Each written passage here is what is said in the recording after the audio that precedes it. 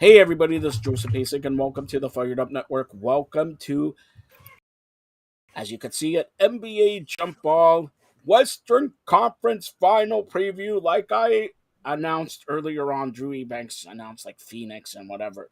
It is the Los Angeles Lakers against the Denver Nuggets with Alex Campbell, Drew Ebanks on pointbasketball.com. Well, one step away from another NBA Finals from the King, number 6, or is it number 23, or is it number whatever? LeBron James. All right, Yeah. tonight, game one. Game one, Lakers, Denver. I'll start off with Alex here. Lakers, Denver. Who do you got in game one, and who do you got in the series? I got Lakers in game one. They've had a couple days rest here, and I think that benefits both of the superstars. I've been saying it, pretty much since the Warriors series. I think that's got to be key for the Lakers is getting as much rest as they can. These guys didn't play over 40 minutes, but just a couple times in the regular season, and it's incumbent on them to both make sure that they're rested and ready, especially for the road games. Because let's face it, the role players just don't show up in the road games as much as on the road games as much as they do in the home games. And you see examples, like Lonnie Walker going off in LA, and he's just like a complete no-show otherwise. And you know what I mean? And that goes for all teams, but it's even more important because they're so dependent on those two stars. So I think it goes well for the Lakers tonight. But ultimately, I think it's gonna be tough for Anthony Davis to keep pace with Nikola Jokic on the defensive end. All right, as you can see the background, Drew, I picked for Denver some Canadian dude just for you. Just for you. All right, who do you got in game one, and who do you got overall in the series? I mean, the advantage to me has to go to Denver. Not only were they a little more rested than the Lakers, but they're playing in altitude. So remember, LeBron even talked about it. They asked him, "Hey, how's the altitude going to affect you?" For about the first quarter, for second quarter, I don't buy that at all. I think by the time the third and fourth quarter comes along, they're going to be feeling it, and I think they needed more rest. To be honest with you, I think it wasn't enough. They just finished the series. That could be an advantage for the Lakers in that they're kind of in sync. They've, they just played, just won, but I think they'll start off well. But I have Denver taking this game on, well rested at home. This is the year. Jokic is the year for him to step up. This is the year. You didn't win MVP. That's fine. But you're a two-time winner. Are you going to take your team to the promised land? You and Jamal, as you mentioned, Joe, he's back. Bubble Jamal is back. I think he's got a lot to prove right now that he's a budding superstar. I think you can safely call Jamal Murray a star in the NBA. That dynamic duo is going to be very tough. And I know, the Lakers have been playing some phenomenal defense, but you also have to look at Denver and the kind of length they have on defense and the dogs they have, including former Laker KCP as well on that team. So for me, I think the Lakers are going to get out to a fast start. They're going to have the energy. They're going to have that kind of feeling where, they're playing off of the last series.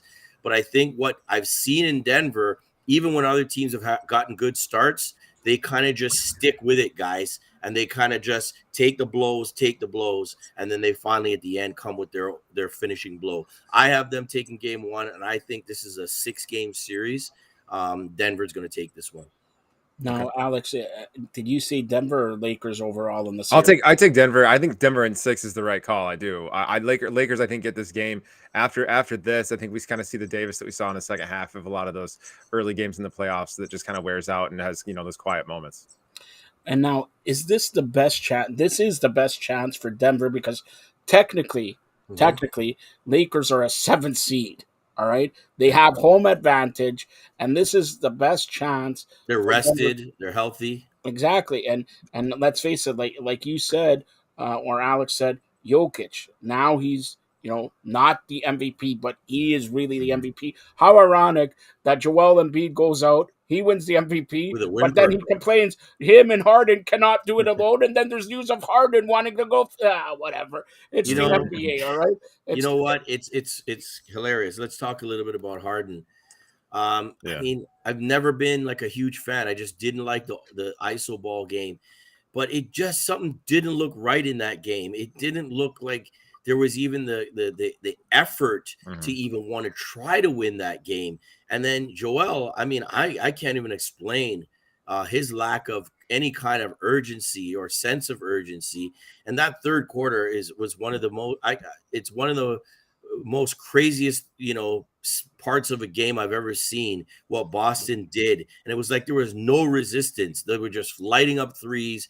There was nothing to take them out of their game. And before you knew it, guys, it was, I believe, a tie game. And then out of the blue, it was like a 18-point deficit. So they got a lot to think about there. I'm assuming we'll talk a little bit more about Doc, but I've never been a huge fan of Doc Rivers. I'll be honest with you. I think he's kind of gotten where he's gotten off of reputation. He was a tough-nosed player back in the day, playing with Dominique Wilkins and Spud Webb and those guys. But when you look at his record, guys, as far as those flops in big games, whether it's with the Clippers, now with the Sixers have basically gotten to the same level pretty much every single year. No conference championships. I'm sorry to see them go, but I think they need a breath of fresh air for the Sixers. And I don't think Harden is the guy to go with. I mean, they're already saying he's talking about going back to Houston. For what? He said, what does Houston have? Houston's got 5 years away. Phoenix, okay, I could see, but I'm not even sure. Does KD want to play with him? I don't even know if there's enough balls to go around with those three together with Booker. Devin Booker as well, with D Book and KD. So I don't know what's going on, but I knew ultimately if you have to depend on Harden, we've seen it, guys, in those closeout games, in crucial games, he never shows up. Okay, Alex. Yeah. So I mean, like, I think the question is, like, who do you like for Philadelphia then? I think now is the right time, because not only is Doc Rivers kind of at that point, and like you said, they've kind of plateaued. On top of that, though, hold on. Doc Rivers, just for you guys may have not known, Doc Rivers was fired today. Fired today. So and this breaking. He was fired today, and a little birdie told me. I know big birdies, right, Drew? I know big birdies, little birdies, medium birdies. That Nick Nurse Friday has a meeting with the 76ers. Yeah, and that's what I mean right there, is that there are so many coaches available right now with everybody who's been fired, that this is the right time to do it. You have several coaches that have NBA titles, several coaches that are coaches of the year that are available right now. So, now, do it. And like you said, you got to plan, I think, to move on from Harden and build around Embiid as much as you can. All right. You mentioned all the coaches. We'll talk about that. And then tomorrow, these guys will be back for the Eastern Conference Final preview. Miami, Boston, we've seen it before, and we got to talk about Jason Tatum tomorrow. But we got Nick Nurse, all right? Now we got Doc there. We got Budenholzer. We even got we talked about it last time you were on here. What's the deal with the Phoenix Suns and Monty Williams? Now he's gone. And Silas also gone, all right? So I'll start off with Drew. Drew, let's say for Philadelphia, who's the best coach right now? And for Milwaukee, so if you look at Nick Nurse, he beat to win the championship. He beat Philadelphia, and he beat Milwaukee second and third round. Is he go to Philadelphia and become a coach? I mean, they're all interchangeable. When you look at it, they're interchangeable because they've all had incredible success. The only one really that hasn't won a championship is Monty per se. But you look at Nick Nurse, champion. Budenholzer, a champion. Who else is out there? Who else got Silas and Silas. I put Silas probably on that second tier. But out of those three, they're interchangeable, and they're probably going to fill those spots. I think it would be good. I think Monty Williams is a guy who has a chance to maybe take Philly to the next level. I think he's a guy that can get along in Milwaukee. Do you know what I mean? Because he's a guy that everybody seems to like, except for DeAndre Ayton. And I don't know what his problem is, because I've only heard good things about Monty Williams. My goodness. Yeah. Budenholzer, I've never been a huge fan, because I don't think he's able to pull certain strings. I don't think he's able to kind of make adjustments on the fly that some of the other coaches have been able to do. Obviously, he's had, Giannis to rely on, but I haven't seen him do anything where I could say, okay, that guy's playing chess and everybody else is playing checkers. But nonetheless, he's a champion coach. He's going to get an opportunity. Could be with Philly, maybe even at Detroit. Who knows? And then again, like I said, Monty Williams interchangeable, Nick Nurse interchangeable. I could probably see Nick Nurse going to Milwaukee more than I could see him going to Philadelphia. Philadelphia needs something. It just needs something that's going to get them to play hard. I don't know if Nick Nurse is that guy. He could be, but I see him more maybe flipping with Budenholzer in Milwaukee. All right. Yeah, and I think the other thing too is you got to look at, this is probably the first time I can remember that you have 4 vacancies in the offseason, and 3 of the 4 are really premier destinations with star players and star rosters. I mean, that's insane. That I don't remember a time where that's happened before. So you have these great experienced coaches, and you have all these rosters that are available right now too. It's going to be interesting, obviously, to see where they all go.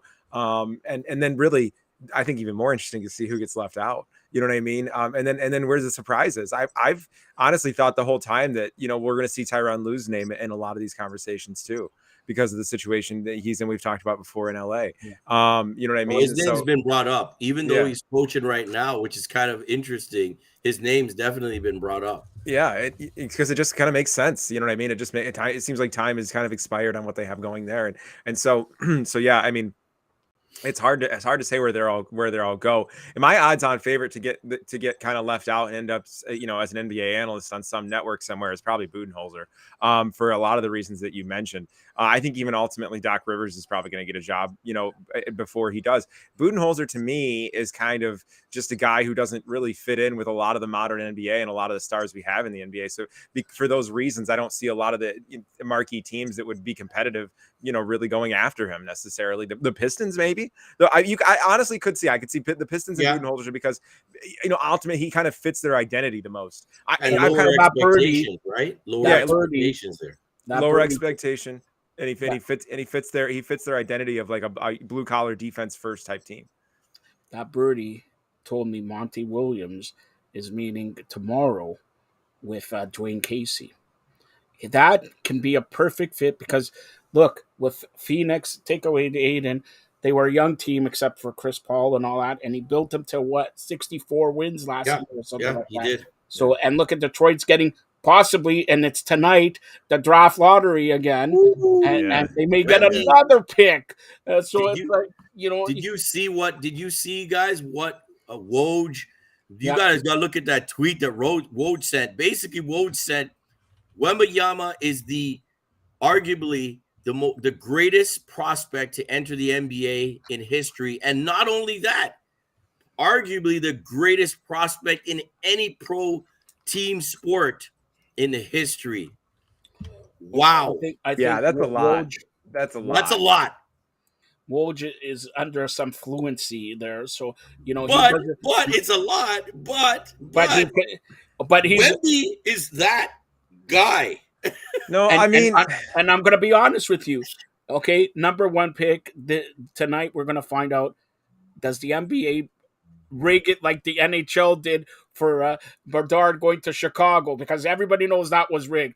Does the NBA go to Detroit, or does it go to somewhere else, big city? And for that matter, we're going to close it out here. The Western Conference will be back with the East tomorrow, but does the NBA not want Denver to win? And it's either Lakers, Boston, or Lakers and Miami. What an NBA final this is, because Lakers, Boston, tradition. That's what it is. That's what the NBA wants. 100%. No question. The Lakers Boston championship, that hasn't happened. When does that happen last? Bird Magic. No, what am I talking about? That was KD. No, you're right. That was Garnett, KG, and Kobe, right? Kobe and Powell, right? That's right. I think that they want that matchup, but I think Denver poses a real big time obstacle. They are ready. I mean, if there was ever a chance where they thought they could win the NBA title, it has to be this year. Oh, it has to be. No, you're right. You're right. And I favor Denver in the series. And they have to play off the same thing that Boston's recipe is, which is just use that depth and abuse that depth, because that's what's going to wear down the Lakers. And that's what I think is ultimately going to win in the East too with both Boston. I think they're going to win that series the same way. All right, so and we'll close out the East with this. We have to touch on this. Drew Ebanks was outside Scotiabank Arena Saturday watching WNBA on the big screen. There are 19,000, over 19,000. The tickets sold out in 10 minutes. And I said it. I said it, Drew, here months and months and months ago. President of Province of Canada, Mayor-elect of North America, soon to be the Mayor of Toronto. The WNBA will be coming to Toronto in 2025. I have gotten word that that is true. It will be announced either late this year or early next year. I have also gotten word that there will be 3 WNBA games next year here in Canada, not all in Toronto, here in Canada. I've also gotten word that there'll be 2 expansion teams announced late this year, early next year. One will be in Toronto, and one will be in the southern part of the United States. I'll tell you off air. I know who it is. All right, Drew, what did you think? I know you watched the game on the jumbotron at the Scotiabank Arena. What did you think? Definitely was not down there. Wish I could have been down there. Unfortunately, wasn't able to make it. But what a spectacle! Night it was. I think it was the largest preseason crowd. There was another stat, largest audience. I think viewership of a preseason game in WNBA history. So obviously, there's a huge fan base. I believe it was sold out within 18 minutes 10 minutes. when the tickets first got. Yes, very very fast. And the thing is, this is a basketball town. This is a basketball country now, and to see the support for women's sports like that. A lot of times, I've always watched the WNBA. Obviously, we've had Canadians. Shout out Natalie Achonwa, who has had a newborn recently, and of course Bridget Carleton, who I have gotten to know a little bit over the last few years playing for Canada. Just to see the support for women's basketball is absolutely unreal. I thought it would be popular.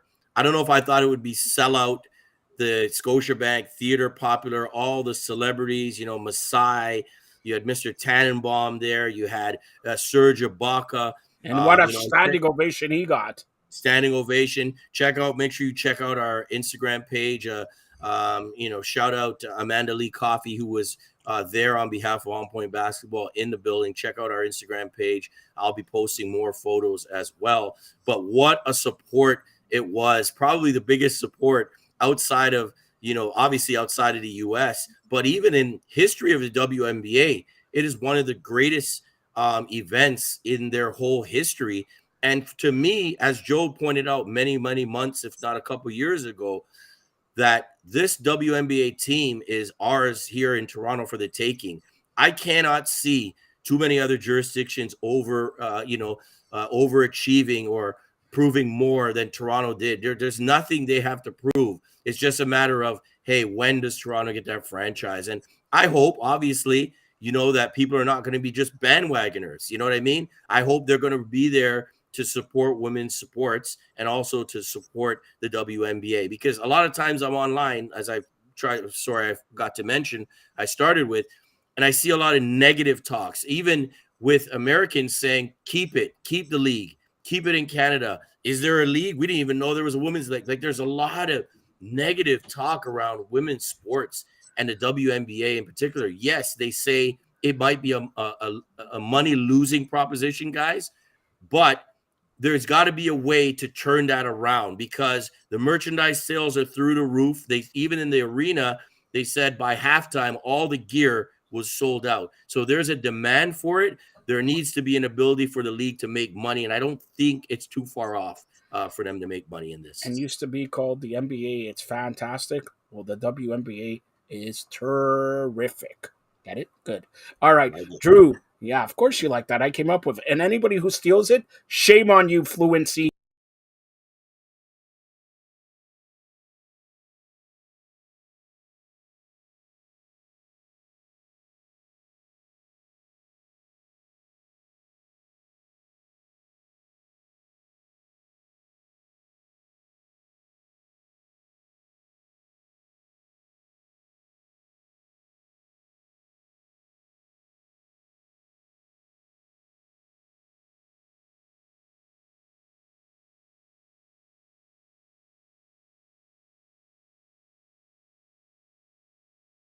Okay, go ahead, Drew. Tell everybody how they could get a hold of you.